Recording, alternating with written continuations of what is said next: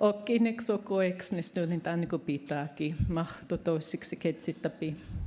my friends. My name is Lily Gladstone. I come from the Blackfeet Nation. Leo, thank you for that. I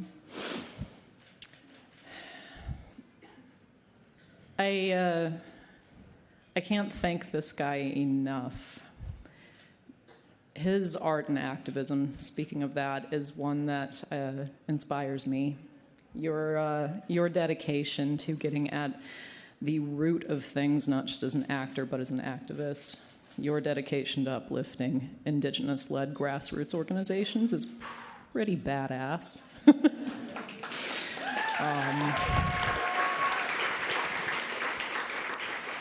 And this film, whether you've seen it or not yet, has undergone, Killers of the Flower Moon has undergone so many different iterations. And at one point, Leo wasn't playing this complicated villain. He was playing the kind of first, I guess, investigator for the newly formed FBI, the Tom White, the essential white savior. And that was of no interest to him. And instead, bringing this complicated villain into the forefront brought Molly, Kyle, her beautiful sisters, the Osage community out of the periphery. I've heard early drafts maybe had 3 scenes deeply developed with Molly. And this complicated love, this unhealthy love, serves as an analogy for the ongoing treatment of Native peoples worldwide, particularly those of us who are resource-rich.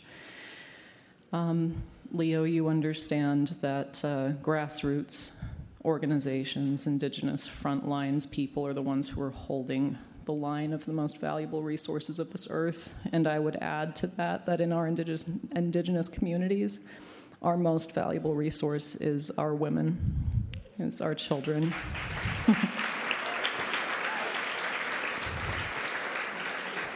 The beautiful women that are sitting at this table, of which, Leo, you are the only dude sitting there. Good on you. These ladies, the National Indigenous Women's Resource Center, and I go back a long way. I have always had a very piecemeal career, but I've always known that acting is my activism. When I was struggling to pay a $300 a month rent in 2011, holding a lot of different jobs, taking what I could, Lucy Simpson, a beautiful, gorgeous woman sitting here from the Navajo Nation, Diné. Lucy saw work that I had done with her children in a camp using arts and activism to bring out and strengthen their voices. A lot of the work that this beautiful organization does is in prevention. Native women, 4 out of 5 in our lifetimes, will experience some form of violence at the hands of a romantic partner or somebody who wants to be. And a lot of the prevention work is going into communities, starting with kids, teaching them their value, their voice, what healthy love looks like. And I was there with some acting tools in my little theater knapsack that I'd just picked up in college. And Lucy saw me working with her kids, not just her community's kids, her own flesh and blood children, and invited me to play the incredible Deborah Parker, tribal chairwoman of Tulalip Nation and a board member for NIWRC and a survivor herself, in a documentary theater piece, Sliver of a Full Moon. Now, backtracking a little bit to understand the scope of the work that these women do and to understand kind of the irony and how it ties to this man on stage stepping away from playing an FBI agent. Had he done that, how unfortunate it would have been for audiences to walk away under the impression that the FBI are the saviors of Native women. We know that is not the truth. Tribal governments in this nation, even though our treaties that have been signed with tribal peoples are the whole reason that the United States even exists. You need to enter into treaty with other nations to give your own validity. And yet these treaties are not honored. Over the course of colonization, the last several hundred years, our inherent sovereignty as tribal nations has been stripped away further and further and further, to the point that our own tribal governments, our own tribal police, if you are not enrolled in that tribe on that reservation and you commit a violent crime against a Native person, nobody can prosecute you except for the FBI. States don't have jurisdiction on tribal land. Tribes have limited jurisdiction, and it's only the federal government.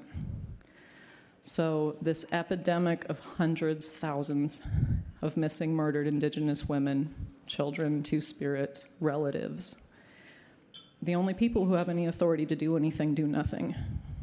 And the people who are left to do anything about it are these women here. Women who have children in our communities. I'm sorry. Women that, young girls.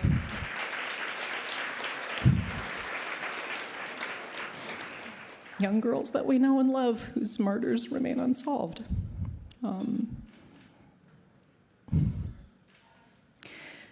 These women are not just doing the task work of taking care of ourselves, we are uplifting others. NIWRC, National Indigenous Women's Resource Center, supports grassroots-led organizations all across the country.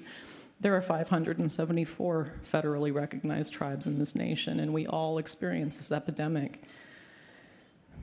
We need a large group of people. We need a huge task force.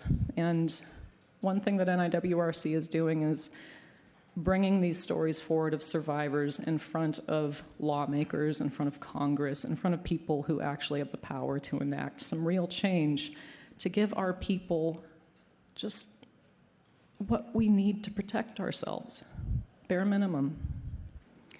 So I encourage you all, please, to look into what they do, to look into all of their sister organizations. And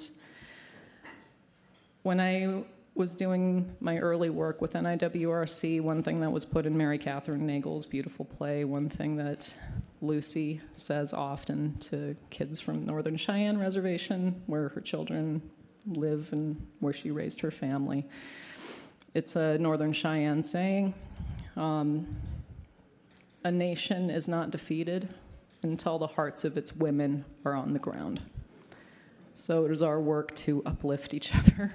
And ladies, I know that we are far from defeated. Thank you so much for everything that you do.